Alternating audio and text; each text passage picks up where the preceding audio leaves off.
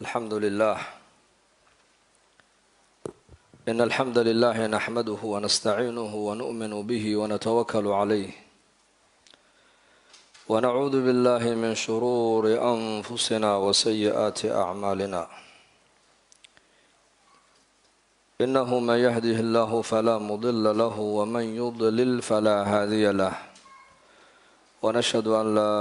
إله إلا الله وحده لا شريك له ونشهد أن سيدنا ونبينا محمدا صلى الله عليه وسلم عبده ورسوله اللهم فصل وسلم على سيدنا محمد وعلى آله وصحبه أجمعين أما بعد فأعوذ بالله من الشيطان الرجيم خلقكم من نفس واحدة ثم جعل منها زوجها وأنزل لكم من الأنعام 8 أزواج يخلقكم في بطون أمهاتكم خلقا من بعد خلق في ظلمات 3 ذلكم الله ربكم له الملك لا إله إلا هو إليه المصير إن تكفروا فإن الله غني عنكم ولا يرضى لعباده الكفر وإن تشكروا يرضه لكم ولا تزر وازرة وزر أخرى ثم إلى ربكم مرجعكم فينبئكم بما كنتم تعملون إنه عليم بذات الصدور وقال النبي صلى الله عليه وآله وصحبه وسلم اتق الله حيثما كنت وأتبع السيئة الحسنة تمحها وخالق الناس بخلق حسن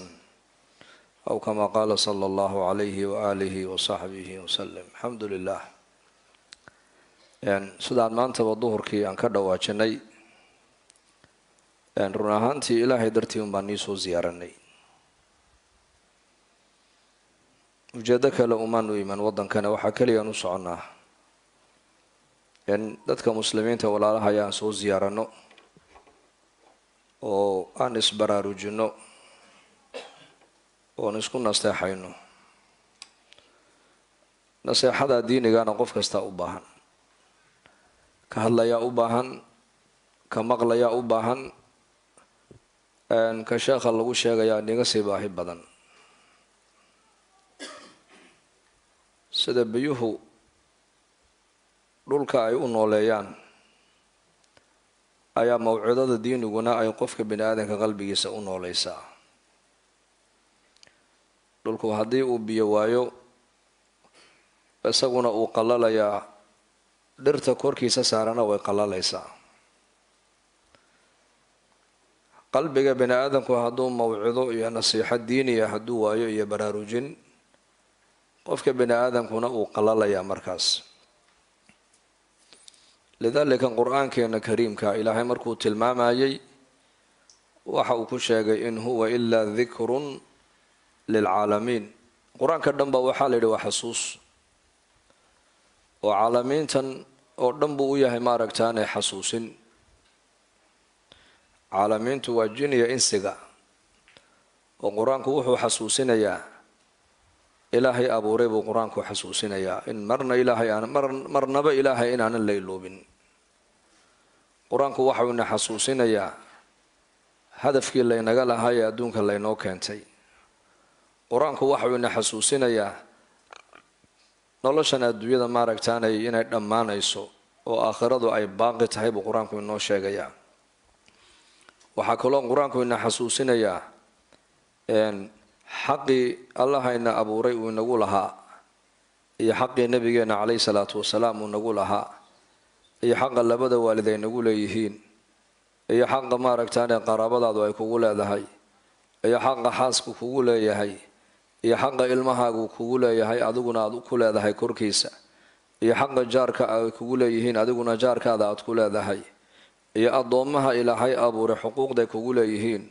khalaa'iqda arlada dusheeda ku noole ilaahay ku abuuray bahaayimka la yidhaahdana xuquuqda ay leeyihiin buu qur-aanku inagu baraarujinayaa marka qur-aanku waa tilmaam walaqad yasarna alqur'aana lidikri fahal min mudakir baa ilaahay yidhi si loogu waantooba baa ilaahay qur-aanka u soo dejiyo waana la fudaydiyey laynuguma adkayna waa laynoo fudaydiyey qur-aanka barashadiisii waa la fudaydiyey ku camalfalkiisii waa la fudaydiyey ku dhaqankiisii waa la fudaydiyey akhriskiisii waa la fudaydiyey man qara'a xarfan min kitaabi illaahi falahu xasanah waalxasanatu bicashri amhaaliha hal xasana qur-aanka xaraf ku yaalla qofka akhriya buu nebigu yihi calayhi salaatu wasalaam xasanaa ilaahay casa wajalla u qoraa xasanadiina waxaa loo gaadhsiiyaa buu nebigu yihi 10 xasano ayaa looga dhigaa akhriskiisii waa fudayd ku dhaqankiisiina waa fudayd oo waxaa lagugu yidhi fattaqu llaha ma stadactum intaad kartaan ilaahay ka baqa barashadiisii waa la fudaydiyo haddaad hoosta ka bilowdo ood kor u socoto adoo halkii u sarraysay aanan gaadhin haddaad dhimatid dadkii meesha u sarraysay gaadhay baad qiyaamaha la soo bixi doontaa marka qur-aankaasi waa nicmo ilaahayna siiyey inaan isku baraarujinno oon ku fara adeygno oo nicamta ilaahay ugu weynee bini aadanka uu siiyey buu qur-aanku ka mid yahay islaamnimadu nicmo ka weyn ma jirto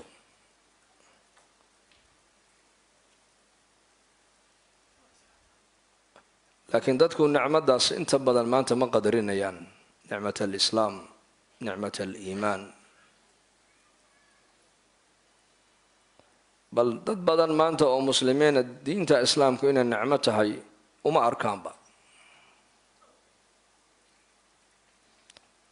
waqaala arasuulu yaa rabbi ina qowmi ittakhaduu hada alqur'aana mahjuura nabigeenu calayhi salaatu wasalaam markii qurayshtu ay ku jeesjeesaysay aayadahan ay nebiga dushiisa kusoo degayeen dareenka nebi maxamed calayhi salaatu wasalaam buu qur-aanku macnaynayaa oo qur-aanka barashadiisii iyo ku dhaqankiisii iyo fahamkiisii iyo ku camalfalkiisii iyo ka shaqayntiisii iyo aaminaadiisii intaba qurayshtu qur-aanka way ka dheeraadeen buu yidhi ku jeesjeesayaan wayna ka hijroodeen ficlan inakuna maanta dad badan oo muslimiinana maanta nicmada ma qadariyaan xaqiiqatanna waa nicmo ilaahay uu bixiyo nicamta ugu weyne ilaahay bani aadanka uu siiyo bal waa nicmada islaamka marka nicmada ilaahay kuwa ku shukriya allah inaga dhigo wa nuctiya 4 faqad uctiyahunna khayra addunya waalaakhirah وبدنا على البلاء صابرا وزوجة لا تبغيه خونا في نفسها ولا ماله حديث إمام الطبراني رحمه الله وصار النبي صلى الله عليه وسلم أيو يري أفر نعمة الضف إلهي أوسيي نعمة الدوية تعالي أردن يتي آخر والسيي قفك إلهي أكد قلبا شاكرا قلب الشاكرة وقلب إلهي يقانو مهدقايا ولسانا ذاكرا يعرب مرول بإلهي حصوصا وإلهي حسايا وبدنا على البلاء صابرا يجد قاجد يكليلك يحنونك وأتكيس بدن وزوجة ينك إلهي وكد إلهي أوسيي قبض وناكسن oo iyaduna ninkeega aan khiyaamaynin wuxuu u dhiibtana u xajinayso ammaano leh iyadina meel xun mari mayso ninkeeda bay ku qanacsan tahay wixii ninkeedu u dhiibtana waa u xajinaysaa waa gabadha saalixada weeyaane afarta nicmadood qofka ilaahay uu siiyay buu nabigu calayhi salaatu wasalaam khayr adduunyo iyo khayrkii aakhira qofka ilaahay waa siiyay buu rasuulku yidhi qalban shaakiran allah ina siiyo qalbiga shaakirku waa maxay waa qalbiga nicmada qofka inta ilaahay uu nicmeeyay eega nicmada inta dadka kala haystaan indhaha aanan ku taagin nicmadu in ada ilaahay ku siiyo waa la qaybiyey in adiga ka maqana dadka kala loo qaybiyey ugu qof kasto adduunka joogana waxba ka maqan oo uu tabanaya qof loo dhameystiray ma jiro nolosha adduunyadu muslim iyo gaalba qof walba meel un baa laga hayaa isagoo qof walba meel laga hayo inay wax ka maqan yihiin tabanaya ayaa haddana waxa ugu xigta baa la yidhi geerida ugu xigta uu dhimanaya qofku marka dambe marka waa inaad noqotaa waa in aad yeelataa qalbi shaakira qalbi mahadnaqa waa qalbiga ilaahay yaqaana ilaahay marna aan iloobayn seed ku iloobaysaa ilaahay adigaba kuma iloobe ilaahay waa inoo nicmeeyey waxa nicman haysanana isaga ina siiyey nicmada kaa maqan ee tabanaysana meel kale kaagama maqnee isaga haya camalka jirkaaga ka soo fulayana ilaahay waa la socdaay waa og yahay waxba ilaahay kama qarsoono haddaad shaakir noqotood ilaahay ku shukridana ilaahay waa ku og yahay nacam wa kaana allahu shaakiran caliima ilaahay caza wajalla waa shaakir caliima weeyaanoo addoonka ku shukriya ee mahadnaqa ilaahay waa yaqaanaa waqaliilu min cibaadiya shakuur addoommahayga inta ii mahadnaqaysa iigu shukriyaysaana way kooban tahay baa ilaahay yidhi qaliilan maa tashkuruun intaad shukrinaysaana wayba yar tahay baa ilaahay yidhi caza wajalla marka haddii qofku shaakir uu noqdana addoonka shaakirka ilaahay waa yaqaanaa oo ilaahayna waa u mahadnaqayaa tabaaraka wa tacaala hadduu qofku maaragtaane nicmadda ilaahay uu daboolo oo ilaahay khayrkii uu caabudu ilaahay cisyaankiisa u badheedhana oo nicmadda ilaahay uu siiya uu ilaahay dib ugu caasiyana ilaahay waa ogyaho ilaahay lagama dhuuman karo waa raqiib ilaahay acmaashaan qabanaynoo dhan ilaahay waa ka ilaalinaya la socday arkaya maqlaya weeyaan meeshaa doonta joog arlada ilaahay baa leh marka mar walba ilaahay xasuusnow hadday cabsi tahayna qalbigaaga ku hay hadday maxabad tahayna qalbigaaga ilaahay ka jeclow hadday maaragtaana cabsi ay tahayna qalbigaaga cabsida ilaahay ha ku jirto hadday haybad ay tahayna ilaahay waa ku arkaya waa ku maqlayaaye ha caasin ilaahay ka cabso laana ilaahay waa raqiib kaamera baa qof walba ku rakiban oo jirkiisa ku rakiban oo ilaahay ku rakibtay taasaa maalinka qiyaamaha sheegi doonta waxaad qabato oo dhan marka dadka aad dhex joogtana haddaad noqoto qof wanaagsan keligaa markaad u baxdana aad noqoto qof caasi oo ilaahay caasinaya ilaahay caza wajalla meel walba ilaahay kama maqni ogow waa samiicun qariib weeyaan haddaad baridana baryadaada ilaahay waa maqlayaa waa qariib waa ka addoonkiisa u dhow weeyaan wanaxnu aqrabu ilayhi min xabli lwariid xididka halkaa mareexa waxowlaha la yidhaahdo waan uga dhowahay baa ilaahay yidhi addoonka maqalkaagan aad wax ku dhagaysanaysid iyo araggan aad wax ku arkaysid iyo gacantan aad wax ku qabanaysid iyo lugtan aad ku soconaysid iyo arladan dusheeda aad socotid intaba ilaahay baa iska leh kamero ilaahay baa ku rakibana waxbay duubayaan ogow marka waa inaad mar walba ay cabsida ilaahay qalbigeena ku jirtaa oon garanaa ilaahay baa arkaya ilaahay baa maqlaya qofku cabsida ilaahay qalbigiisa hadday degta baa la yidhi macsiyada inuu ku dhaco waa adkaanaysaa oo cabsida ilaahay waa freemkii qofka biniaadanka dunuubta ka qabanaya weeyaan haddii jacaylada ilaahay qalbiga ay kuu gashana ilaahay daacadiisu markaa way kuu dhib yaraan daacadda waxaa dhib yareeya bay culimmadu leeyihiin waa jacaylada ilaahay caza wajalla iyo jacaylada jannada aad u qabto ilaahay jacaylkiisa haddaad jeclaatid oo ballanka ilaahay kuu qaadana aad mar walba qalbigaaga aad ku hayso jannadu kugu weyn tahay salaada inaad tukato way kuu dhib yaraan soonka inaad soonto way kuu dhib yaraan qur-aanka inaad akhrido way kuu dhib yaraan masaajidka inaad ku xidhnaato way kuu dhib yaraan diintaada inaad ku dhaqantood cidna uga haybaysan way kuu dhib yaraan haddii cabsida ilaahay qalbigaaga ay ku jirtana oo mar walba aad leedahay ilaahay baa ii jeedo i arkaayo i maqlaaya inaad macsiyo ilaahay ku dhacdaa markaa way adkaan marka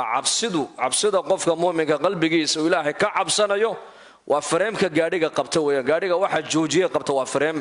qofka muslimka waxa macaasida ka qabanayana waa cabsida ilaahay caza wajalla haddii cabsidii meesha ay ku yaraato ama ay ka baxdo waa markaa wuxuu gaadhigu noqonaya bilaa fareem deedna markaa meel kastuu galaya qofkii isagoo garanaya buu markaa salaadii ay dhaafi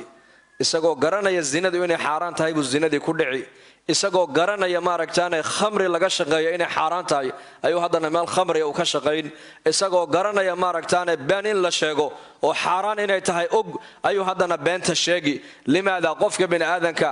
waxa xalaash iyo xaaraanta lagu kala gartaa waa cilmiga weeyaan laakiin waxa xumaanta kaa joojiya wanaagana kuu dhib yareeyana waa iimaanka ogow iimaankuna waa labadani culimmadu leeyihiin marna waa cabsida ilaahay oo waa maaragtaane waa khawf weeyaan marna waa rajaa weeyaano waa marka qofka muuminku ilaahay uu jeclaado uu jannada jeclaado uu ballanqaadka ilaahay jeclaadana rajadiisiibaa qofka qaaliba deedna ilaahay inuu adeeco salaadii cibaadada ku dadaalo waa u dhib yaraanaysaa qofku markuu ilaahay uu ka cabsoodo uu xisaabta dambaysa uu garto aakhiro ku xisaabtamana inuu macsiyo ku dhaca markaa way adkaanaysaa markaas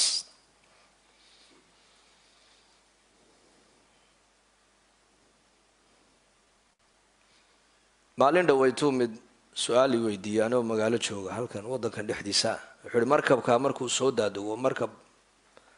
tagsiil aan nahay buudho gaalada markaad markabkaa la socotaan qaadanaayo alaabtaan u qaadnaa buu yidhi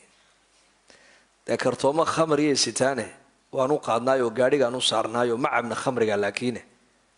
shaqadan ka waran sheekh buu yidhi adi maxay kula tahay baan ku yidhi wuxuu yidhi wallaahi waa xaaraan buu yidhi dee maxaad iga weydiin baan ka yidhi إذا ضلت العقول على علم فماذا تقوله النصحاء qofkii isagoo aqoon u leh hadduu baadiyoobay naseexadu markaa maxay u taraysaa maxay naseexa kuu tari muraaqabadiiba sifatu lmuraaqaba qalbigiisa ka maqan ilaahay bay arkaayo ee maqlaaya taasaa ka maqan qalbigiisii nidaamka bini aadamku ay samaysteen waanakana waan ilaalinaynaa oo waad aragteenoo ninka soomaaliga dalka markuu joogo wadooyinka markuu maraya haad kastuu iska maraa laakiin wadankan dhexdiisa markuu gaadhi ku wado ma laga yaabaa haad walba inuu maro muxuu ka baqayaa muxuu ka baqayaa dee qaanuunka wadankan uu ka baqaya qaanuunka wadankan ayaa ilaalinaya bal sheeg kamera ilaalinaysa kamerada meel walba ku rakiban hadday kamera la dhaafana booliiska markiiba qabanaya qofkii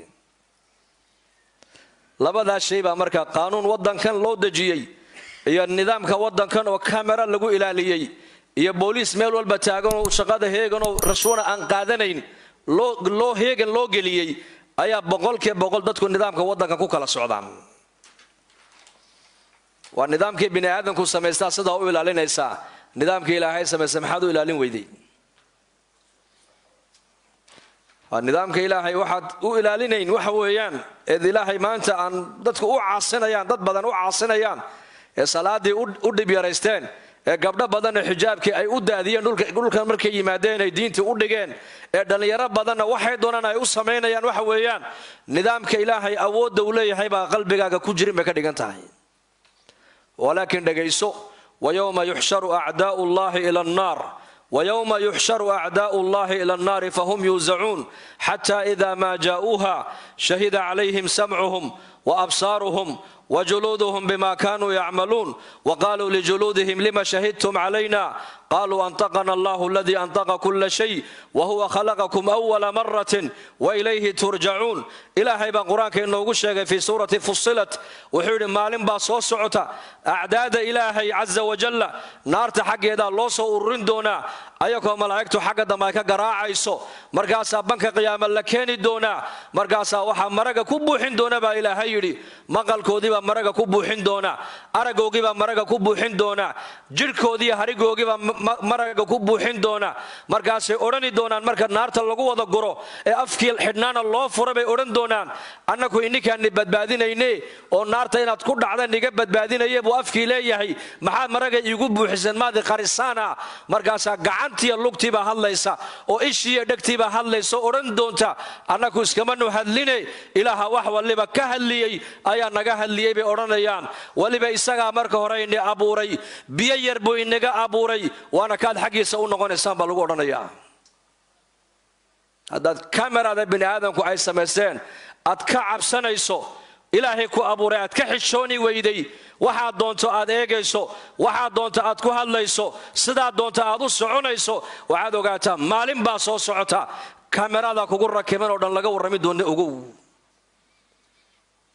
dhegtu way warrami oo maxay sheegi dhegtu waxaad ku dhagaysanaysa bay sheegi ishaadu way warrami oo maxay warrami doontaa waxaad ku daawanaysa bay sheegi doontaa harigan uu warrami doonaa harigan muxuu sheegi doonaa wuxuu ku koray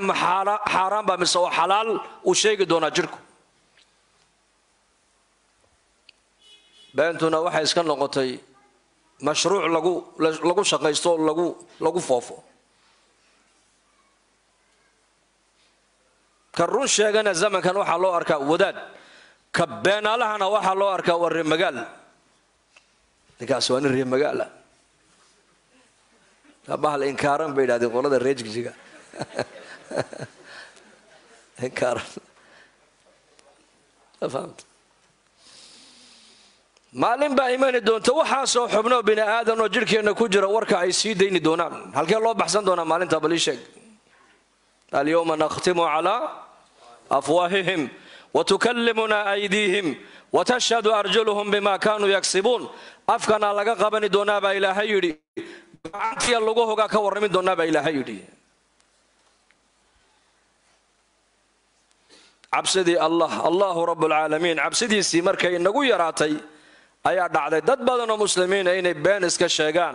inay wax walba ka shaqeeyaan inay wax walba daawadaan inay wax walba dhageystaan inay siday rabaan ay u socdaan taasa keentay markaas cabsidii ilaahay marka qalbigeena ku yaraatay qalbiga shaakirku waxa weeyaan waa qalbiga labada sifo xambaarsan bay culimadu leeyihiin al-khawf war-rajaa waa qalbiga ay ku jirto cabsida ilaahay baa qalbiga ku jirta marna maaragtaan rajada ilaahay baa qalbiga ka buuxda marna uu cabsoonaya oo ilaahay qabashadiisu ka cabsanaya ilaahay ciqaabadiisu ka baqaya ilaahay xisaabtiisu ka baqaya ilaahay la kulankiisu ku si talagalu ka baqaya marna waa muumin weeyaano rajaaga ghalib waa rajaayo raxariista ilaahay buu rajaynaya ilaahay jannadiisa buu rajaynaya ilaahay naxariis badan inuu yahay buu garanaya ilaahay dambi dhaafay inuu yahay buu garanaya cabsidana qofka muslimka waxa laga rabaa waa inta uu caafimaadka qabo weeyaan rajadana waxa laga rabaa waa markuu dhaco bukoodo xanuunsada laga rabaa inuu rajadu soo baxdo inta caafimaadka aad hayso ee dhalinyarada aad tahay ee amniga aad haysatid ee arsaaqada aad haysatid waxa la doonayaa inaad ilaahay ka cabsotid maalinta da'daadu ay weynaatay 70 aad gaadhid ama 75 aad gaadhid ee dhinac walba laga qabtay xanuunku uu bato ee hadeetoola aad dhinaca dhulka dhigtidna waxa la doonayaa inaad tiraadid allah ilaahay baan haystaa ilaahay waa kariim rabbi kariima oo raxiima oo ghafuura oo shakuura oo afuw ilaah kariima oo dhaafid badan oo naxariis badan ayaan u tagayaa inaad tiraadid baa loo baahan yahay Abdullah ibn Mas'ud radiyallahu anhu ayaa sankaraadkii markuu xanuunsaday Uthman ibn Affan baa u yimid markuu Abdullah dhulka uu ku dhacay markaasuu soo buuqday baa leeyahay wuxuu ku yiri maxaad ka cabanaysaa bal sheeg halkee kuugu daran oo maxaa ku haya oo macnaha halkee kuugu daran markaasuu meesha iigu daran ma ku sheegaa dunuubtaydii baa iigu daran buu dunuubtaydii inaka maanta qofku markuu xanuunsado ee la yiraahdo halkee kuugu daran muxuu sheegaa meesha laga hayo taaban halka asal laga haya halka kala laga haya Abdullah ibn Mas'ud meel xanuunaysa ma sheegin waayo baahidooda makhluuq uma sheeganayaan baahidooda ilaahay bay u sheegtaan makhluuqa baahidooda way ka qarsadaan baahidooda ilaahay bay u sheegtaan walaakiin wuxuu yiri meesha iigu daran waxa weeyaan waa dunuubtaydii فما تشتهي بكيدي maxaad hadana naftaadu ay jeceshahay qofku markuu xanuunsan yahay waxa la war naftaadu maxay doonaysaa bal noo sheeg markaas caana yari keena boodan khudrad yari keena bariiska niga qaado walaakiin Abdullah ibn Mas'ud wuxuu yiri waxaan nafsadaydu ay doonaysaa maanta waxa weeyaan waa ilaahay naxariistiisa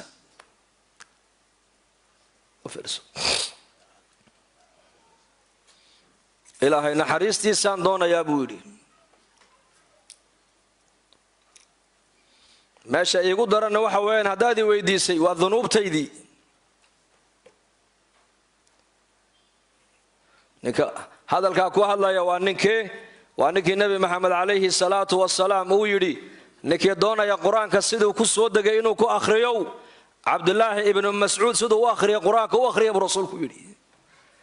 وأنك النبي محمد عليه الصلاة والسلام صحابتي سمركي أركان عبد الله ابن مسعود وجد كرسارا لغيه سلغير ودوبان بيا هايان أي كوكس قصلين مركز النبي يقول محاد كوكس عشان بليش شيء ما لغيه ساير مقام بعد كوكس عشان والله بكون دارتيب النبي يقول بورت جبل الأحد هذه ميزانك كفل ساري لها لغها يا عبد الله ابن مسعود ميزانك كفدك لا ساري لها لغها عبد الله كعسلان لها برسول يقول لأن إيمان بكبوحة معرفة إلهي بلغه سكبوحة qur'aan baa ka buuxa fahmi diina oo saxiixa ayaa cabdulaahi ibni mascuud qalbigiisa iyo dhuuxiisa iyo dhiiggiisa iyo dheecaankiisa ka buuxa maxaa yeelay waa raggii ugu horeeyey ee nebi maxamed rumeeyey buu ka mid ahaa allah raalli ka noqdee kaasaa cabsanaya oo kule waxaan ka baqayaa in laygu qabta maaragtaan dunuubtaydii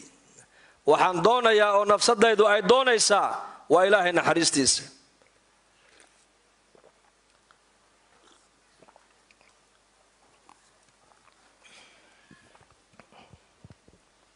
الله إنه دم دف قلب شاكر الله ينسيه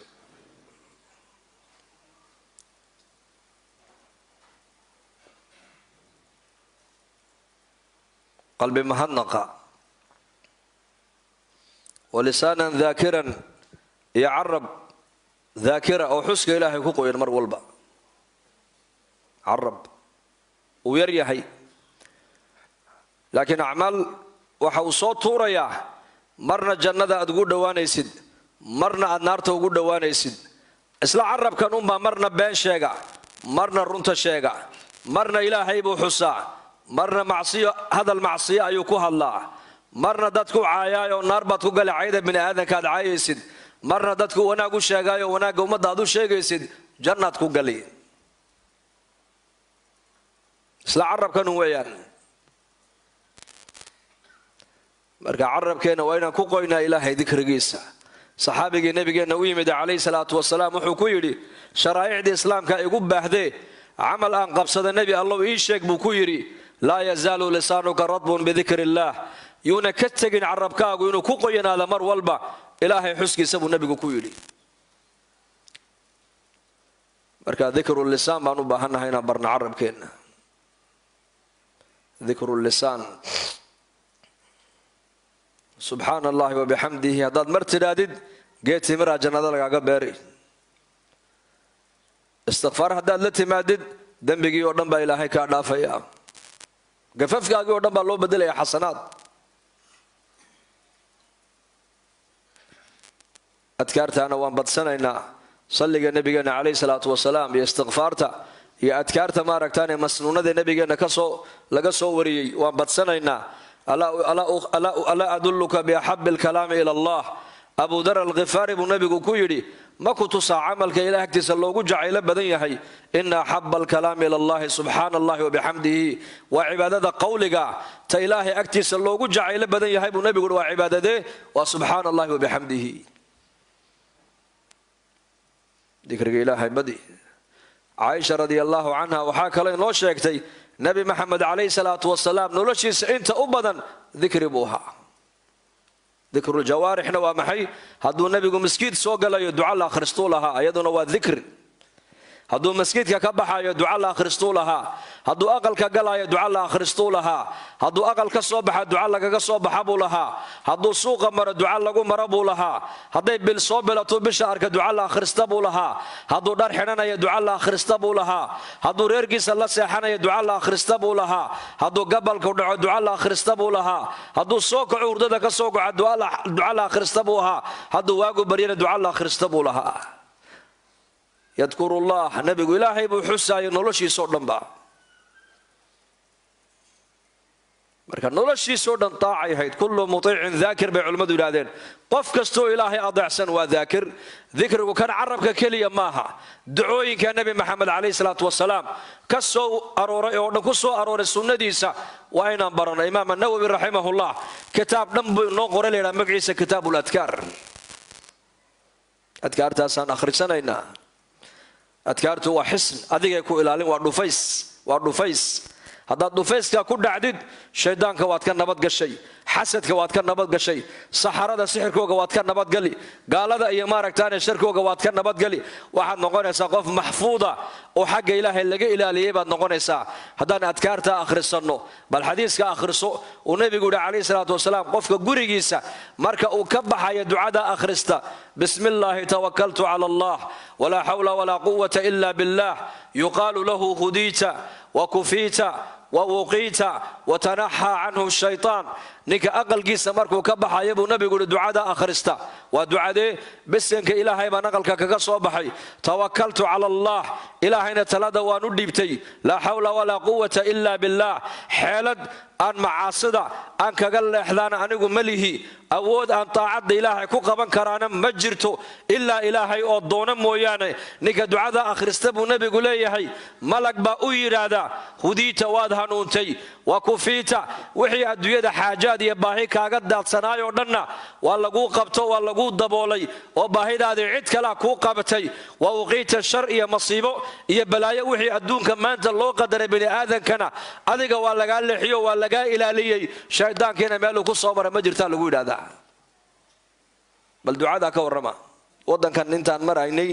dad badan baa masaajida la noogu keena ubad yaryar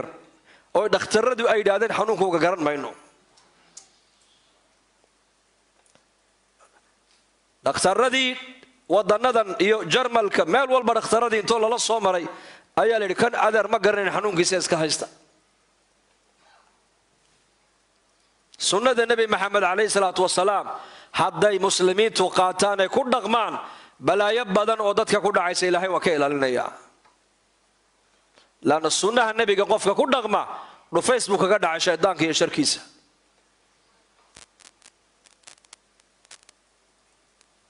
lidaalika adkaarta nabigeena han baranno insha allah dhahda han ku dhaqanno waliba khaasatan dadkeena waddankan jooga bidaat dadka waddankan soo galayow adkaarta isku ilaaliya qul wallaha iyo mucaawadateenka salaada maqrib markii laga baxana saddex jeer akhrista bacda salaat alfajrna saddex jeer akhriya salaad kastoo farada marka laga baxana hal mar akhrista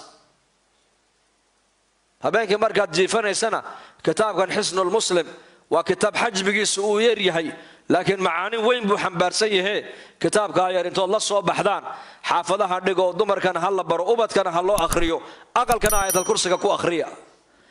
habeenka markuu qofka muuminku jiifanaya buu nabigu yidhi aayatul kursiga qofka akhrista habeenkaasoo dhan waxaa ilaalinaya buu nabigu yidhi maaragtaane xaafid waa lagu ilaalin malag ba ku dul taaganoo ku ilaalinaya shaydaanku meeluu kuu soo mar heli maysid marka carabkeena carab daakira allaha ka dhigo dikrigu iimaankana uu quweeyaa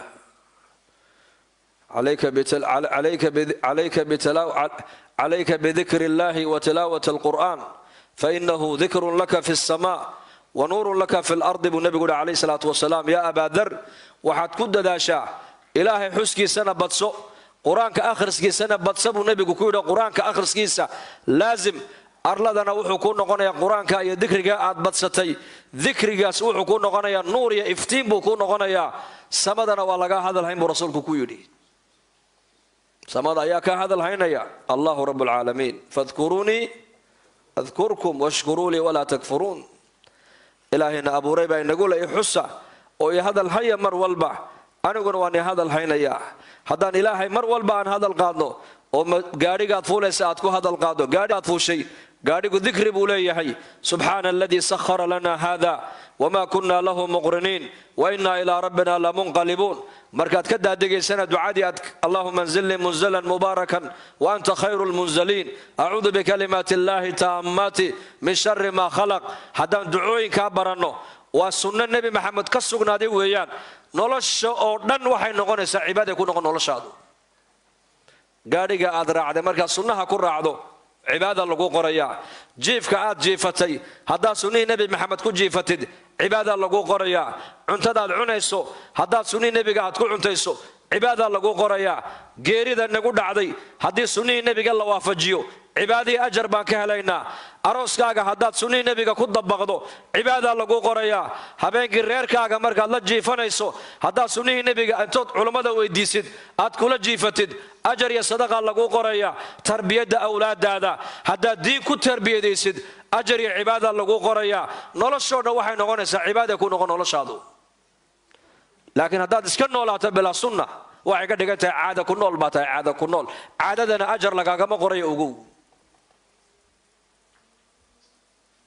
inagu maanta dad badan oo muslimiina diin waxay u fahmeen salaada masjidka ay soo galayaan tukanayaan salaadu waa bidaaya waa meesha diinta islaamka laga bilaabo weeyaan meesha ku dhamaata maaha diinta islaamku waa dhaqan ka bilaama aqeedada kuna dhamaada akhlaaqda wanaagsan ugu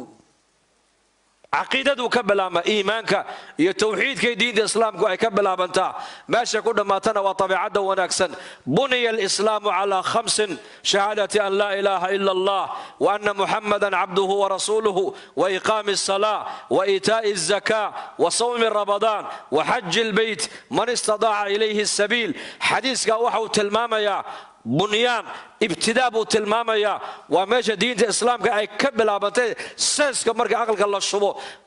كابدها الله لسه يبو كبل أبي نبي بنيا والركونة الإسلام كويان الإسلام كتاجي هاي حديث كان النبي وحى وشاجي بعثت لأتمم مكارم الأخلاق أنا قاعدون الله إيك نبي يقول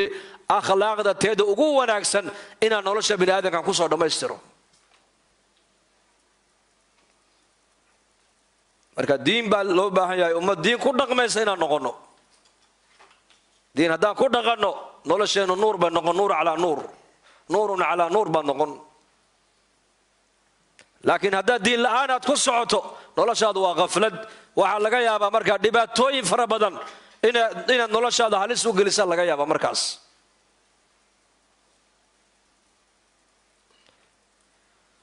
allah ina siiyo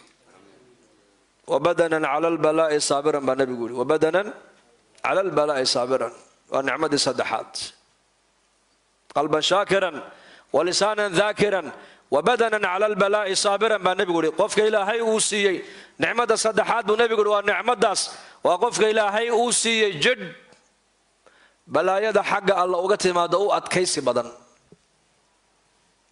حنون هدو كل سو درسو ده إلهي باكو كان أتكيسو فقري هدو كل سو درسو ووحكو قدرناي أتكيسو مشاكل هدي كل سو درسان ووحكو قرناي اسكا أتكيسو وماشا قال كي مسلم كو كلا وعدان ويان قال دونا وحن سدي ودعين بوليهي مسلم كنا وحا وليهي واي قرناي دارنتاني هروغا سعو واي قدرناي لما باجين كرين dad badanna maanta markay qadarka ilaahay ay garan waayeen ee fahmi waayeen zamankii aflagaadayaan waqtiga sida ii galay soo ma yidhahdaan yu'dhini ibnu aadama ولم يكن له ذلك يسب الدهر وأنا الدهر الأمر بيدي أقلب الليل والنهار با إلى هيد حديث القدسي إن آدم با إدبي با إلى هيدي وصدين آدم إدبي زمن كو أفلقادين يا زمن ماها زمن وحا وحبا بدليه إلهي وحا وليهي أمركو أنيقا قعنت يدو كجرا حبينكي مالنت أنيقا كينايا نولشا أدونك أنيقا أمركا قدين يبا إلهي دي مركا وحبد زمن كيانا نفقل لغو تاقيني زمن سدا كو قلين مجرو dad badan oo muslimiina maanta waa ku hadlaan erayadaas waqtiga halka ay dhigay waqtiga aniga iga jeestay ree hebel hadaatiin waqtiga inila haya waqtigiiba kor inii qaaday waqti kor kuma qaado adigana kana kor uma dhige ilaahay ba azza wa jalla dadkiisa in kor buu qaadaa in hoos buu u dhigaa in malqabeenu ka dhigaa in fuqara masaakiin buu ka dhigaa in xanuun buu ku ridaa in caafimaad buu siiyaa in ubadku ka qabtaa in ubadka loo ballaariyaa in ilaahay waa cizeeyaa in ilaahay waa duleeyaa in ilaahay ba hanuuniyay in inay luntay halowda ilaahay ba ugu talagalay waa maqaadiir weeyaan qadarka aamin waa noqota istislaam الاستسلام لله والانقياد له بالطاعة وأساسيات التوحيد كويان إنه قفك إلهي اسكديبو وحي طاعة إلهي وفرين ولي مادو واتقفك مسلم كعقيدتي سيكون لسنتها هذا الددالية والشقاي سنة يقدر كآمن هذا ازدوين يودودي استعمالية قدر كآمن هذا الشقاي سنة يحوق سنة قدر كآمن هذا فعل كي لي مدي هذا قدر كآمن قدر كأن لقى تجي مايو شقدا إيه أسباب ترى لقى تجي مايو وأنا لابد أصل السعودان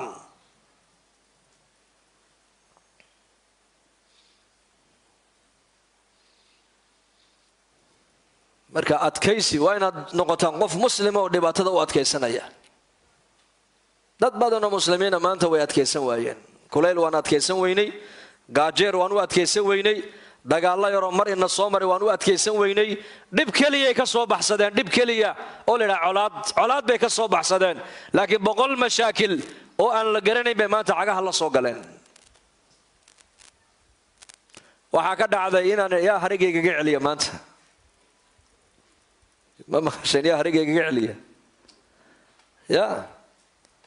ninba tuulo yar buu deganaa gaariga markaa magaalada ka soo baxay magaalada kale u socda ayaa soo mara ninka urgac yar buu haystaa urgi yar wuxuu fooniyana bariga ma jirin iyo telefoonna ma jirin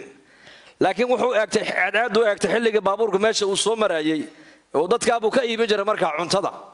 baabuurkii baa dhexda ku jabay markaa urgicii keliya u lahaana uu qalay baa la yidhi halkan u yaalaayo markuu baabuurkii uu waayay urgi ayaa ka cun hilibkii intii leeka ayaa wankii harigaygaga celiya buu yidhi dadkii maanta halka dhulkan u soo qaxay oo dhan waxay marayaan calaacal arayaa dalkayga nabadu nooga dhigo mar nagu celiya dalkuna de waa nabada ogaada hadda dhibaata ma jirtee dhibaato ma jirto dhibaato waxaa jira kuwa idaacadaha journalistiska iyo jaraa'idadu ay buunbuuniyaan wax weyn ka dhigaan mooyaane dhib ma jirto dhulkan dadku ay u yaaceen baa ka dhib badan dadka dhulkii joogay gaalnimo looga baqi maayo laakiin dadka dhulkii ka soo baxay ee dhul gaalo tagay oo iyo kuwa muslimiin waa run la ubadkay gacanta hayeen la yimaadeen waa muslimiin waa run laakiin kuwa dhali doonaan iyo kuwa si dhali doonaan ilaahay baa ogsay ku dambeyn doonaan laakiin xaaladdu waa halis weeyaan adkaysi baa qofka muslimka looga baahan yahay inuu adkaysto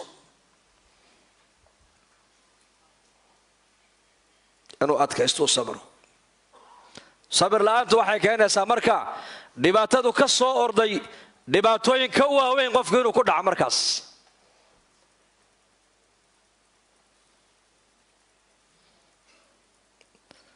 marka wixii ilaahay noo qadaray raalli baan ku nahay gabadhii xabashiyadii reer madiina ahayd ee nabigeenna u timid calayhi salaatu wasalaam waxay tidhi yaa rasuulallah waan suuxdin baan qabaanu oo jidadkaasaan ku dhacaa deedna markaan jidka aan ku dhacana maaragtaane marada ayaa iga faydanta ii ducee ilaahay inuu caafimaad siiyo markaabuu nebigu sala allahu calayh wasalam wuxuu ku yidhi haddaad doonto waan kuu ducayn ilaahay inuu ku caafiyana waan ku weydiin haddaad doonto waad u adkaysano waad sabriyo jannaan kuu ballanqaadi buu nebigu jannaad ku heli buuhi xanuunkaas waayo dadka sabree adkaysta jannay leeyihiin innamaa yuwaffa asaabiruuna ajrahum bikayri xisaab dadka adduunyada dusheeda lagu ibtilaayo ee adduunka dusheeda lagu imtixaanka u adkaystee sabra ajarkoodu waa bilaa xisaab baa ilaahay yidhi janna ilaahay siinayaa tabaaraka wa tacaala abaalka lamala janno mooyaane markaabuu nebigu gabadha u bandhigay labadaa shay inuu islamarkiiba u duceeyo oo caafimaadu ilaahay u weydiiyo ducada nebi maxamedna calayhi salaatu wasalaam waa mustajaabo ducada nebigu ma soo noqoto ilaahay ducada nebi maxamed markiiba waa aqbalaa iyo inay xanuunka u adkaysato oo ay jannaha dhow ku hesho markaasay isku noqotay way soo fikirto waxay aragtay in adduunyadu ay nolol meel ka bilaamaysa meelna ku dhammaanaysa inay tahay aakhiraduna inay tahay nolol bilaami doonta oo dhammaad aanan lahayn oo xaqiiqadu adduunyadana ay ahayn xaqiiqadu aakhirada tahay maadaama sidaa u fahamtay way soo noqoto nabiga u timid oo waxay ku tiri yaa rasuulallah xanuunka haye iska dhaaf bay ku tiri laakiin janno ilaahay ii weydii midna iiga ducee bay ku tiri meeshaan doonahan ku dhaca bay ku tiri yaana maradu iga qaadmino yaana cawradeeda la arkin ilaahay intaa ii weydii bay ku tiri xishood ku cajiibsana laana xishoodkii iimaanku way wada socdaan ogow haddii iimaanku nuqsaani soo gaadha bay culimmadu leeyihiin xishoodkuna uu nuqsaamaya haddaa gabadha muuminada iimaankeedu uu biirana xishoodkii uu biiray ogow haddaad aragta gabadh muslimad oo bilaa xishood oo bilaa xayaaya dhaawac nuqsaan aliimaan baa ku jirta nolosheeda ogow ducfaliimaan baa ku dhacay way bugtaa halkan ay ka bugtaa qalbiga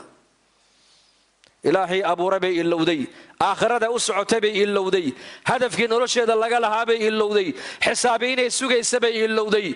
janniya naar inay dambeeyaan bay ilowday taasaa markaa u keenay markaa inay noqoto bilaa xayaa taasaa keentay markaa inay noqoto bilaa xayaa lidaalika gabadha madow xanuunkuna maaha madax wareer iyo maaragtaanay xumad iyo garaac maahina waa qalal jidhka dhan baa dhacaya jidhka dhan miyirka dhan ayaa tegaya deedna markaasay waddada ku dhacaysa intay ay saacadood ay maqnayd wixii dusheeda ka dhacay kama warqabto xanuunka sidaa u daran ee gabadhaa hayay ayaa markuu nebigu yidhi janno ayaad ku helaya adkayso ayay tidhi haddaan janno ku helayo iska daabay ku tidhi yaa rasuul allah jannaday ku xisaabtamayeen inaguna maanta adduunyadaan eegaynaa adduunyada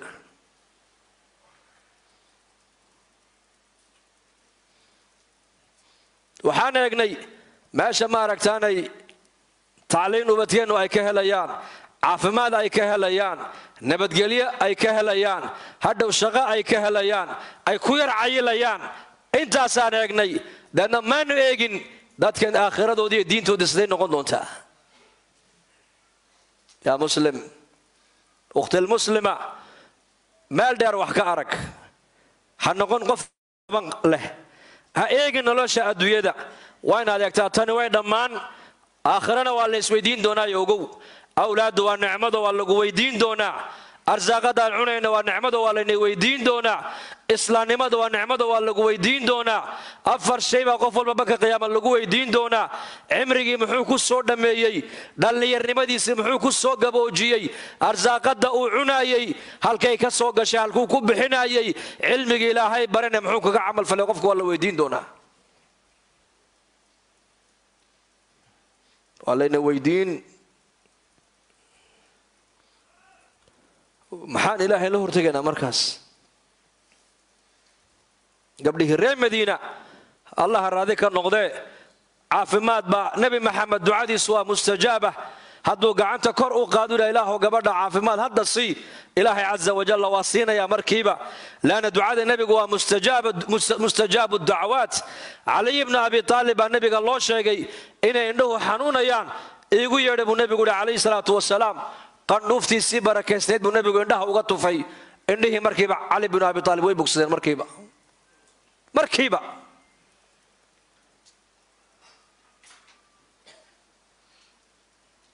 mubaarak buu ahaa nebi mubaaraka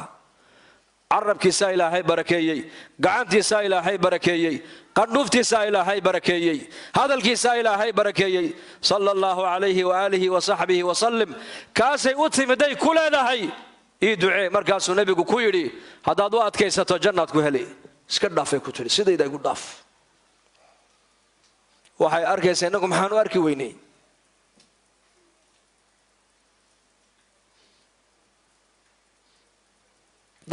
dalkaad aan ka imanay innaku waa run xagga jirka dadku kama korayn laakiin caqligay ka korayeen waddannadan qurbehe dadkeennu u soo hijroodeen waxaa dadku ka koraan waa jirka caqliga kama koraan isweydaar waa bilcagsi qolofta saraa laga korayaa laakiin caqliyan iyo ruuxiyan lagama koraayo dhulkaan ka imanayna dadku caqliga ka koraan caqliga ilmaha 6 jirka 5 jirka ayaa hooyo xaqeeda garanaya aabba xaqiisa garanaya adeer xaqiisa garanaya inanka jaarka xaqiisa garanaya qaraabadiisa yaqaana cidda yihiin iyo cidda qaraabadiisa aan ahayn kala yaqaana yani mujtamacu dhex joogaa tarbiyadda baraya dhaqan baa iska jira diineeda moogta oo dalkeenna ka noqday caado dadku ay ku dhaqmaan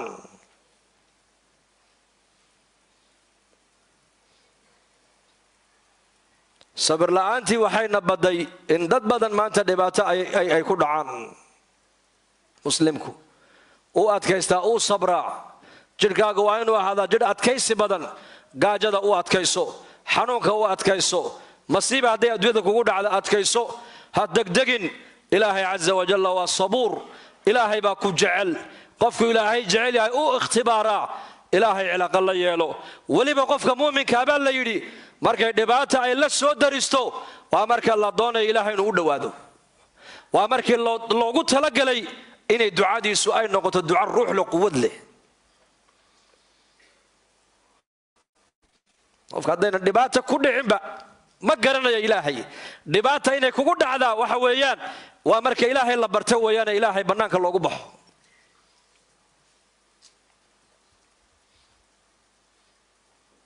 marka jidhkeenna jidh adkaysi badan allaha ka yeelo. wa zawjatan buu nabigu yidhi calayhi salatu wasalaam, nicmadda afraad buu nabigu ka hadlo wuxuu yidhi ninka qofka ilaahay uu siiyey gabadh wanaagsan, bimacnaa waa gabadh wanaagsan weeyaan. gabadha ninkeedana aan khiyaamaynin, wuxuu u dhiibtana ammaano leh, ammaanada u haynaysa, waa gabadh saalixada weeyaan. nolosha adduunyada dhanna waxauu nabigu ku sheegay inay tahay mataac, raaxa yar. nolosha adduunyadu waa raaxa yar buu nabigu yidhi, waa mataac. nolosha adduunyada raaxadeeda ninka helay buu nabigu yidhi waa ninka ilaahay uu siiyey gabadh wanaagsan. gabadha muuminadda ee saalixadda wanaagsan ayuu nabi maxamed ku sheegay inay tahay jannadii dhannayd ee adduunyadu waaba iyadaba. ficlan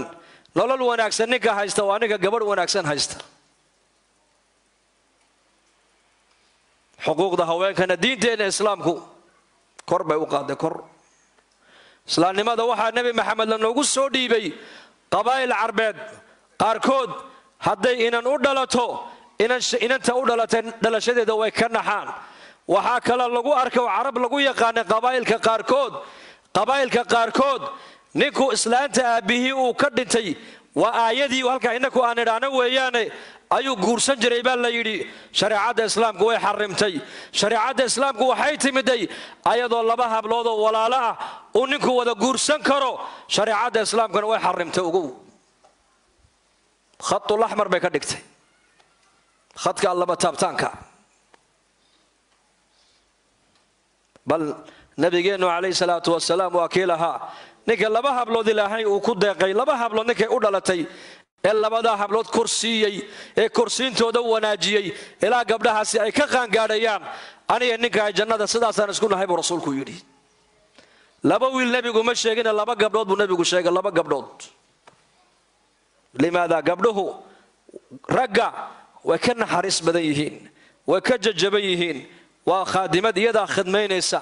mar waa inantaadii, mar waa walaasha, mar waa xaaskaadii, mar waa hooyada, mar waa ayeeyada. gabadhu marna maaragtaan cidlo kuma dhacayso. mar waa eddadaayo aabbay la dhalatay, mar waa habaryaro hooyay la dhalatay, mar adiga waa walaasha, mar waad u dhaxdo waa xaaskaagii, mar waa inantaad dasho dhabtay kaaga fadhiisanaysaa. nebigeennu calayhi salaatu wasalaam safar markuu ka yimaado, waxa uu nabigeennu safarkiisa markuu ka soo noqdo uu ka bilaabi jiray maaragtaane masaajidkiisu iman jiray, laba ragacuu ku tukan jiray masaajidka. kadibna aqalada xaasaskiisa intuu nebigu uunan tegin, waxa uu nebigu tegi jiray aqalka inantiisa faadimo ku horrayn jiray. maxaa halkaana tusinaya uu nebiguna barayaa gabdhuhu nebiga agtiisa qiimahay ku leeyihiin. bal aniga waaba lay jeclaysiiyey buu nebigu yidhi, ilaahay baaba igu beeray buu nebigu yidhi. muxuu kugu beeray? 3 jacaylkoodaa laygu beeray buu yidhi. dumarka waa xaasaskiisa, ilaahay baa jeclaysiiyey nebiga calayhi salaatu wasalaam. haweenka nebi maxamed uu qabay mid walba haddii la odhan lahaa nebigu dadka ayuu ugu jeclaa, mid walba waxay dhihi lahayd nebigu anuu xaasaskiisa igu jecel yahay. limaada? laanna nebi maxamed akhlaaq wanaagsan baa ilaahay siiyey. dhaqanka wanaagsan ee nebigeennu uu qabay ayuu nebigu reerihiisa ku wada raalligeliyey.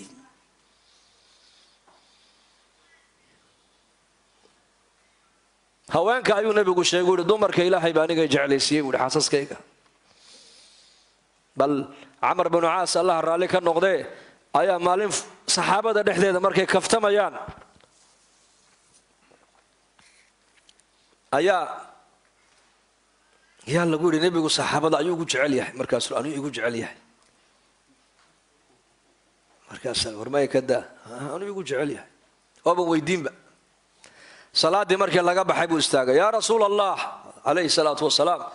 saxaabadaada ayaad ugu jeceshahay bal ii sheeg. markaa buu nebigu yihi caaishaan ugu jeclahay buu yidhi. inagu miskiin dhexdeeda ninku inuu yidhahdo xaaskaygaasaan ugu jecelahay dadka waa ka xishoon soo maha nebi maxamed kama xishoon. uu sheegay qadarka haweenku ay leeyihiin buu nebigu saxaabadiisa tusinayay. camar binu caas baa xishooda, wuu yaabo, wuxuu yidhi haweenkaaga maaha ragga. markaasuu aabbaheed waa kuma? abubakar sidiiq radia allahu canhu wa ardaah. markaasuu yaabay camar rib uu aamusay haddana yaa ku xiga cumar waa iska aamusay buu yidhi markaasaa lagu yidhi dee weydii su-aasha wad may halkaasaan ku dhaafay oo maxaad u aamustaa lagu yidhi ka ugu dambeeyuu sheegaya inaan noqdaan ka baqay buu yidhi ka ugu dambeeyuu sheegi lahaa uu jeclaa nebigiisu saxaabadiisa laakiin raggu way kala sarreeyeen ogow caaisha sidiiqa radia allaahu canha ayaduna fagaaraha ka sheegay nebigu xaasaskiisa inuu iyada ugu jecel yahay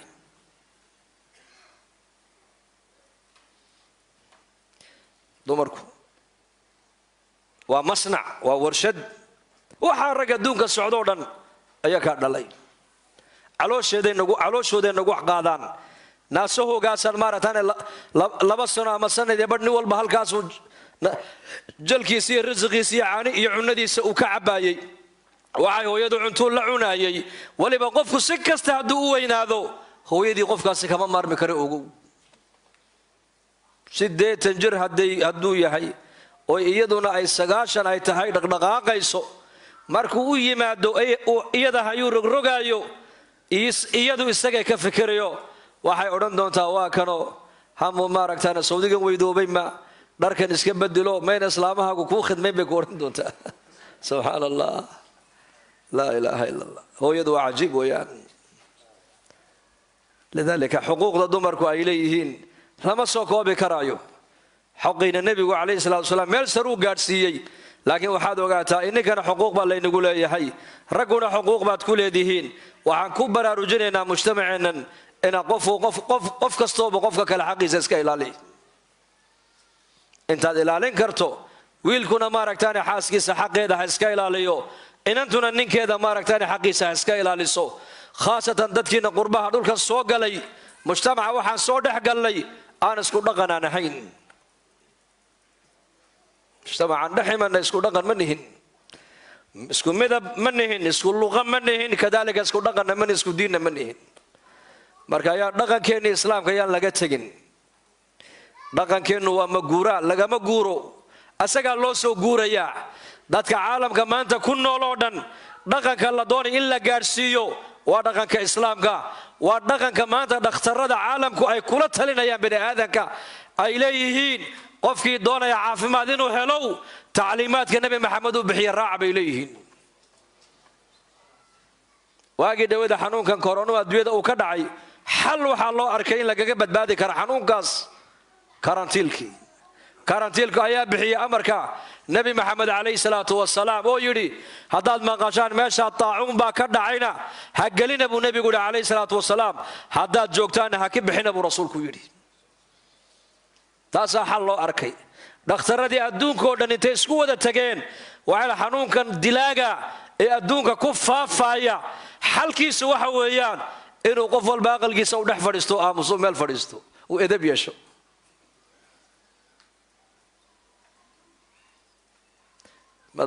nin madaxa waxa uu ahaa baan u malaynayaa ra-iisul wasaaraha etoobiya dhagahagaasaan ku maqlaye isagoo muslimiinta la hadlaayo ku leh waana ciiddii waana bishii ramadaan is-ilaaliya xanuunkaana uu jiraa daawadana nebi maxamed baa sheegay buu yidhi 1400 sano ka hor wallahi hadalkaasuu yidhi xanuunka daawadiisa waa inuu qofku gurigiisa fadhiyo buu yidhi fadhiya aqaladiino nebi maxamed baa sheegay buu yidhi cilaajka adduunku xanuunka ay kaga badbaadayaan basharku maanta xagganu u soo socdaa dhaqankeennii baa lagu soo socdaa islaamka yaanan weydaaran ku sugnow diintaada dhaqankaaga islaamka muuji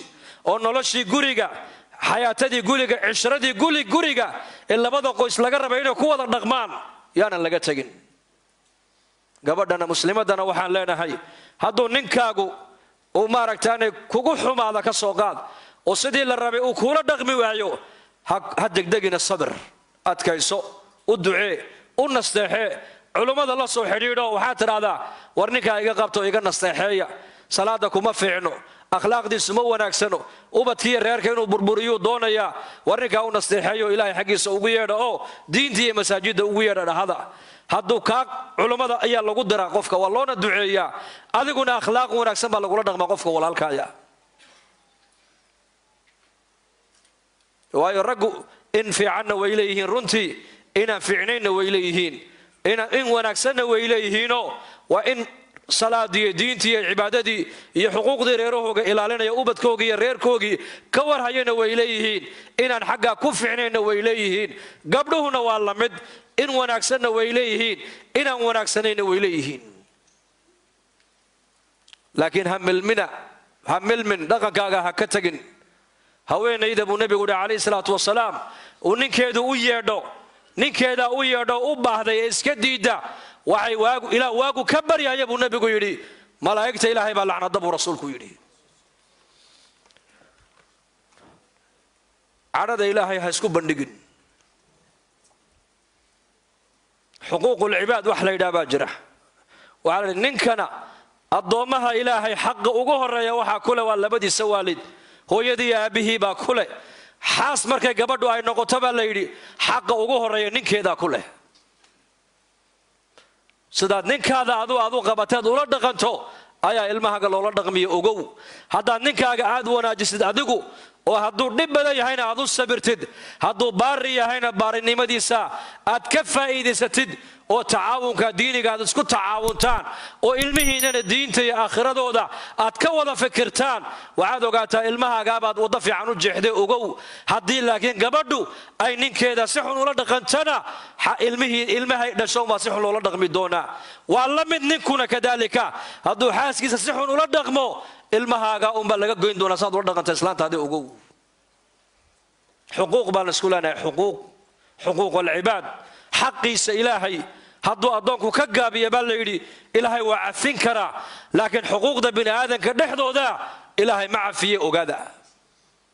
oo nabigeennu calayhi salaatu wasalaam waa kii lahaa xadiis fi sunan maalin kastoo isniina iyo maalin kastoo axada maalin kastoo isniina iyo maalin kastoo khamiisa acmaasha wanaagsan ee addoommaha wanaagsan ay qabtaan ayaa ilaahay la hordhigaa buu nebigu yidhi addoon kastoo ilaahay aan u shariig yeelin dambigiisa waa laga dhaafaa buu rasuulku yidhi allah inaga dhigo ilaana qofka hadduu shirka hadduu ku dhaco dambigiisa la dhaafi maayo ilaa uu shirkiga ka toobad keeno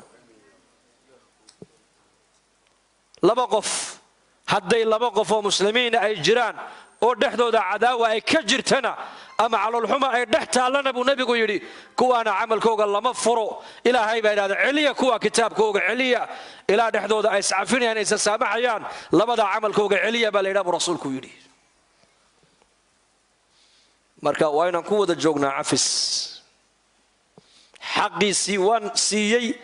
ee xaqayga han ka helo may taa laguma wada joogi karo xuquuq laguma wada joogi karee waxaa lagu wada joogi karaa bay culimmadu leeyihiin maaragtaane cafiska lagu wada jooga cafiska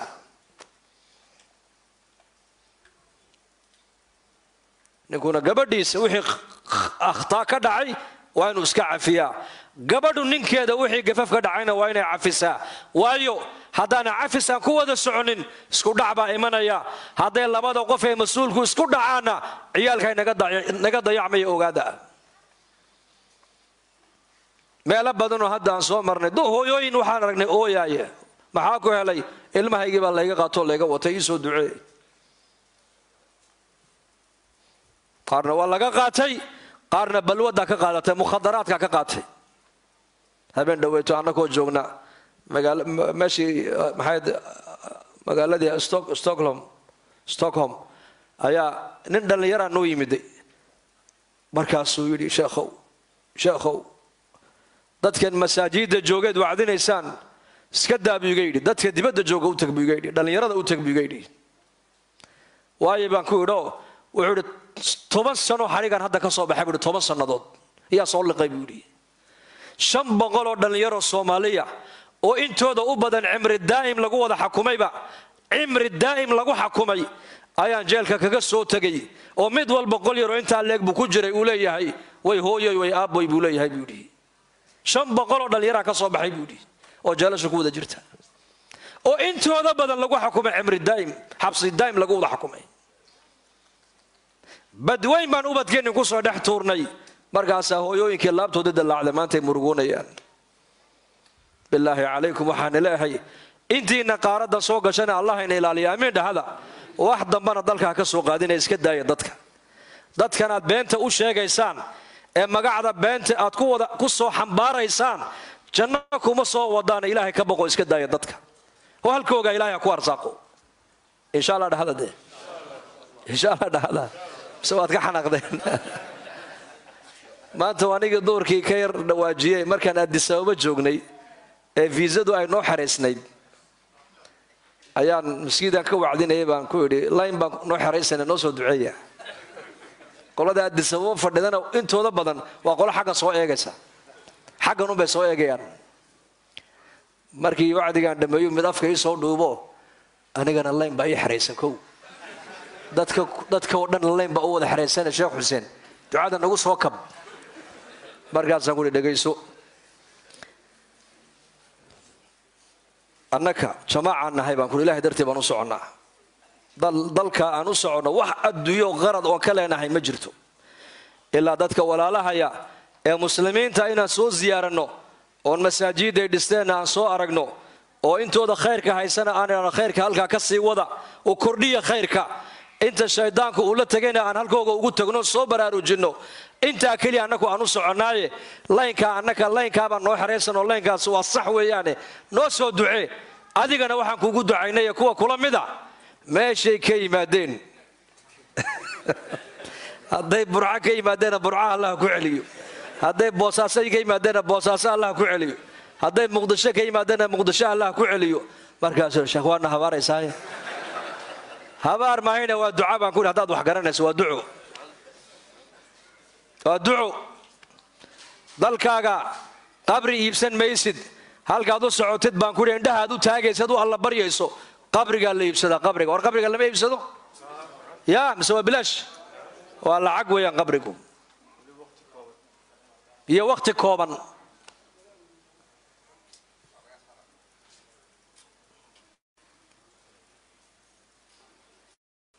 dhulkaaga Allah kugu arsaaqa baan ku yiri arsaaqad xalaal ah muslimkaaga ku dhex jir nin sheekha markaa igu yiri waad asiibtee halka ka wad buur habaarka sheekho masjidka kutubta ka barjir xagga dambe halka ka wad buur habaar buur kuwan aqaladooda Allah ku celiye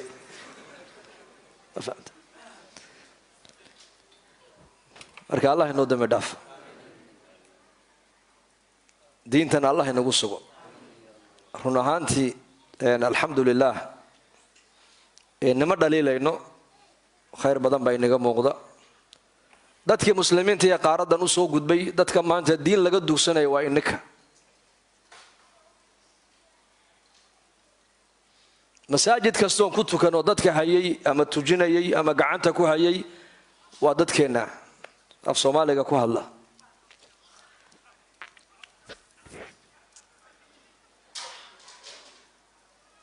waxaan isiri dadkan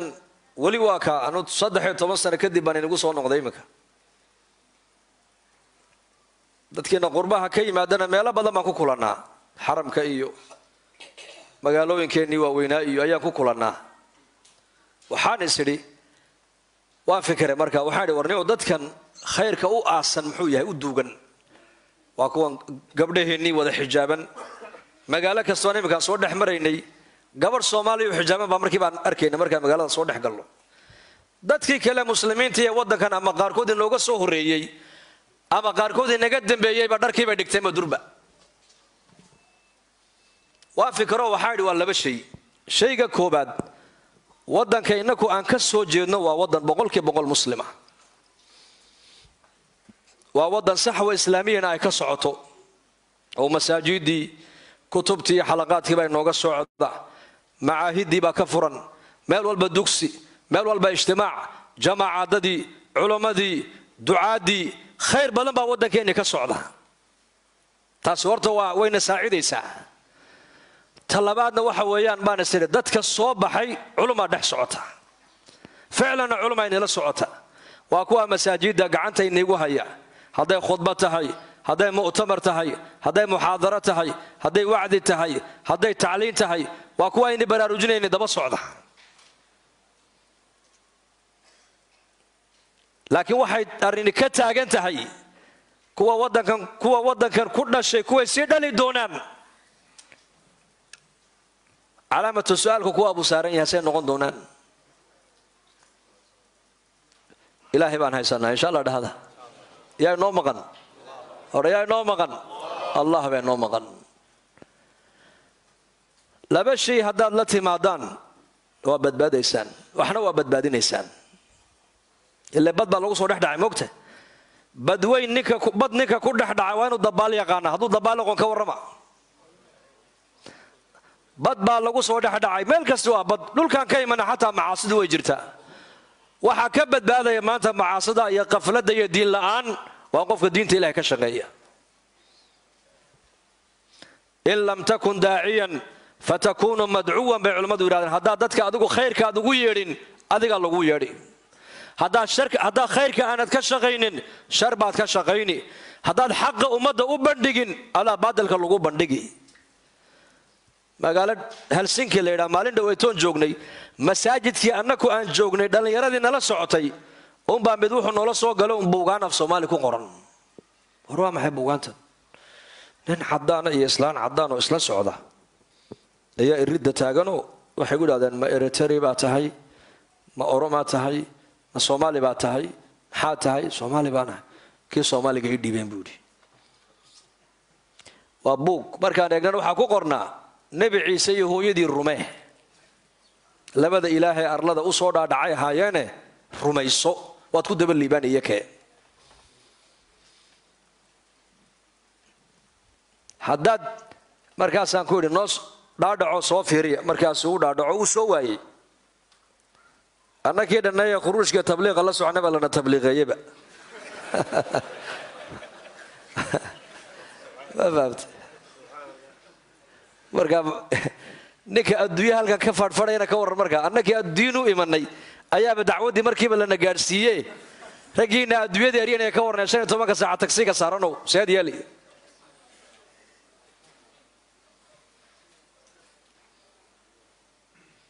waxaan laba shay haddaad la timaadaan waa badbaadaysaan laanna ardada ilaahay baa iska leh yaa cibaadii ina ardii waasicatun fa iyaaya facbuduun baa ilaahay yidhi yaa cibaadii addoommahaygiiyow dhulkan waa ballaadhan yahay arlada anaa iska leh arladaydu waa ballaadhan tahay baa ilaahay yidhi arlada korkeedana aniga igu caabuda baa ilaahay yidhi nebi ibraahim calayhi salaam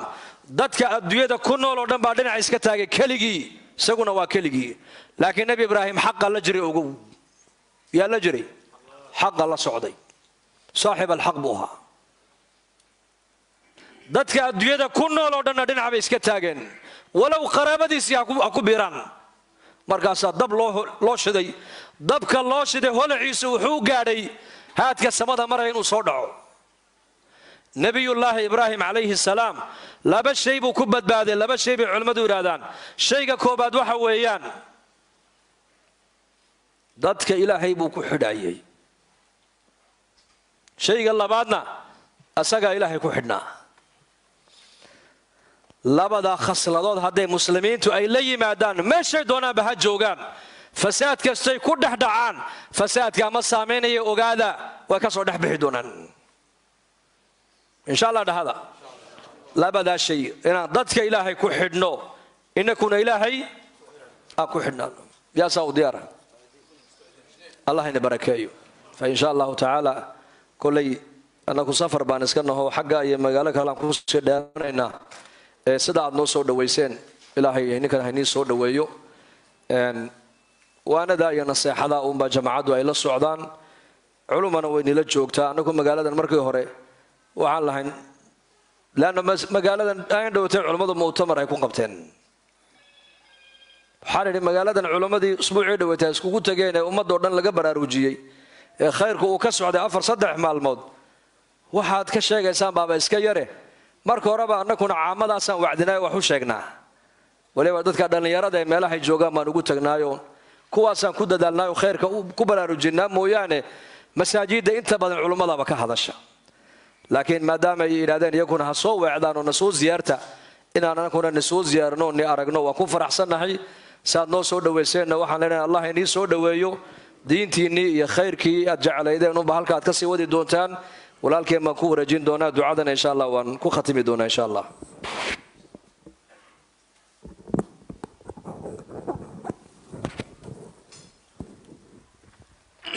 جزاه الله خير الله إنك أقبله سأودي سني مجلس كان أين أفردني مدة هالك ساعة كأنما واحد مدينا فردني 8 دقيقة الله جنة هاي نوكل مية شيخ ميل دور بينوغي مدي سجى جماعة عديس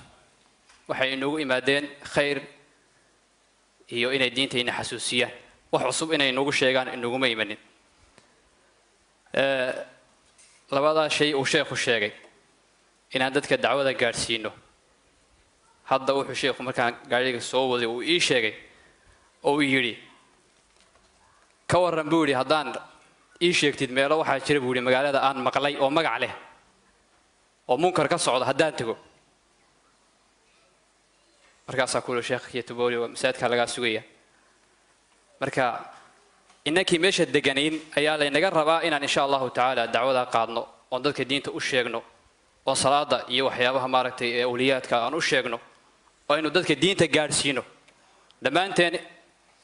أنا قاسوين ولا سارية عد قونية مسارنا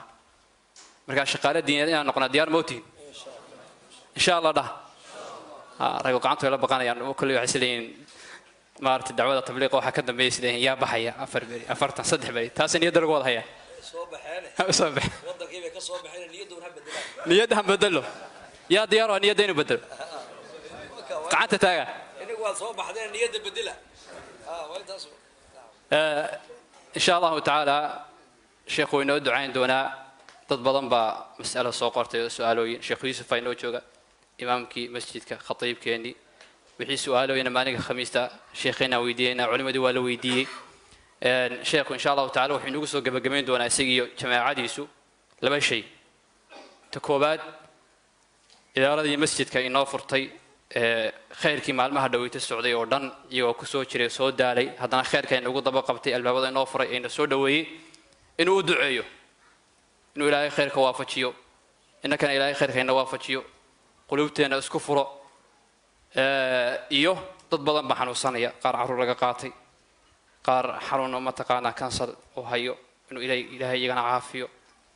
رنتي وحياة فربضان أي مارتي دعوين فربضان ونوعية كلا دون له سجمع عنا إن نقول دعينه فادعوا الله وأنتم موقنون بالإجابة مركا نكون آمين تهاني رهانو شيخنا وسفر وسفر دونا إن شاء الله تعالى سجى جماعات كيسو رأينا الشيخ هذه جماعات كورنتا إن شاء الله تعالى الدعاء داس أيان إن شاء الله قعد سنة إن هاي الدعاء سنة كدمنا سي ترتيبا سادتنا هذا في دي سنة هاي إنه إلى لنا جزاكم الله خير وبارك الله فيكم.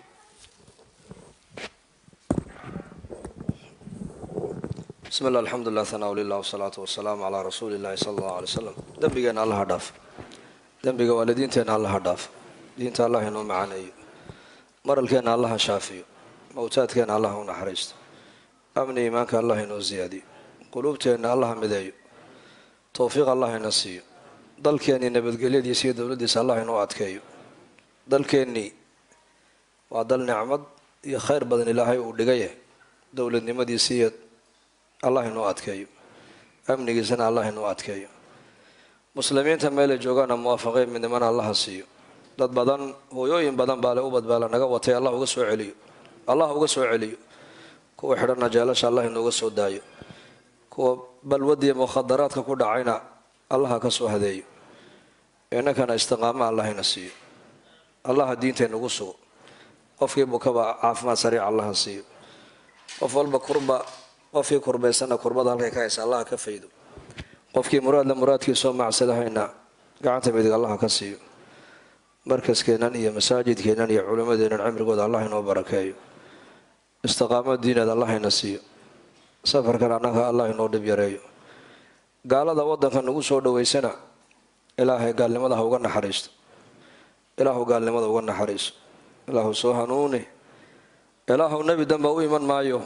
muslim ay ku daydaana uma iman ilaahu u naxariiso ilaahu soo hanuuni ilaahu cadaabkooga waxba kuu qaban maaye إن تعذبهم فإنهم عبادك وإن تغفر لهم فإنك أنت العزيز الحكيم إله صهنوني كوا سوبتو دلغو هنون إله نغيال اسمه هذيك الإله نهدي خاتمة إله نصوبه وحا أنكو هالله نور إله ونغو قبن إله نغا أبا المري صلى الله على نبينا محمد